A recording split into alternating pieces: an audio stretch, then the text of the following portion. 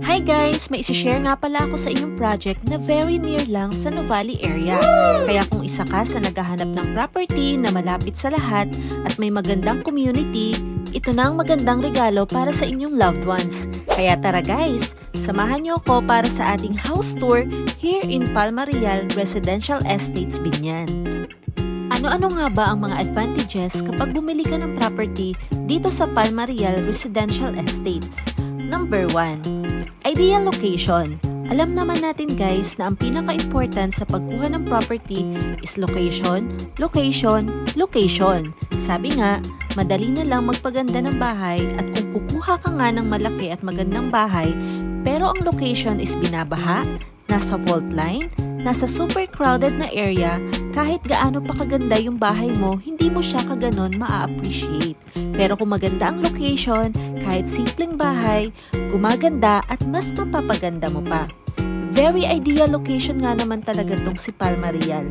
Just 5 minutes away, nasa Nuvali ka na, and 3 to 5 minutes away lang to Calax and SLEX via Mamplasan exit.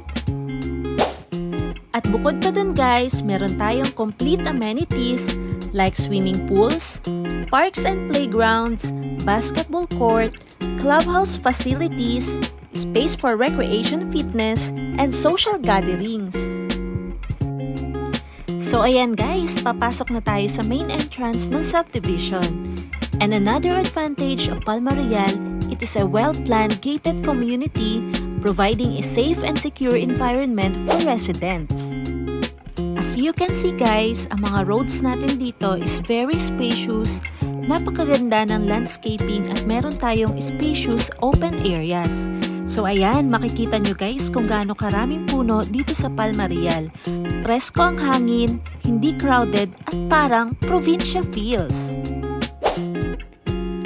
Hi guys, this is Broker Irish and I will be giving you a house tour of this amazing single detached house and lot.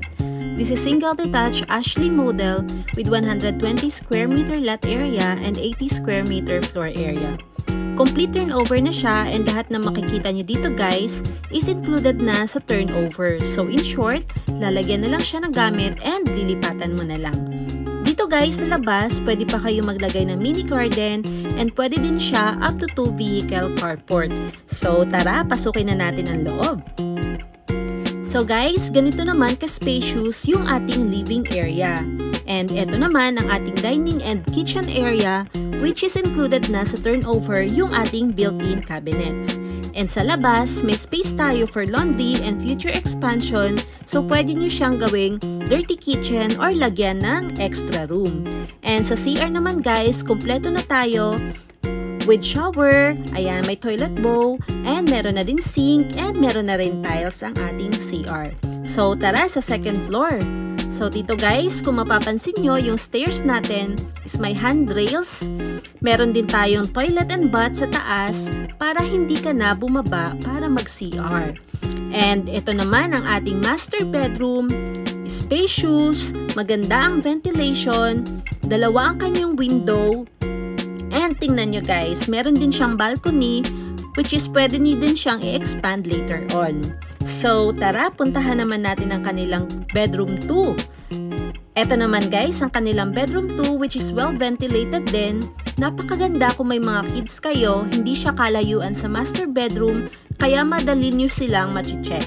And ito guys, ang ating bedroom 3, kung mapapansin nyo, lahat ng rooms natin dito, dalawa ang bintana, kaya talaga namang maaliwalas ang pasok ng hangin. So, ayun lang guys for today's house tour. And eto nga pala yung ating sample house na may fence and gate na para may idea kayo. And if you have more questions, you can send me a direct message. And please like and follow our page, Desire Realty, for more updates. Thank you and see you on our next house tour. Bye!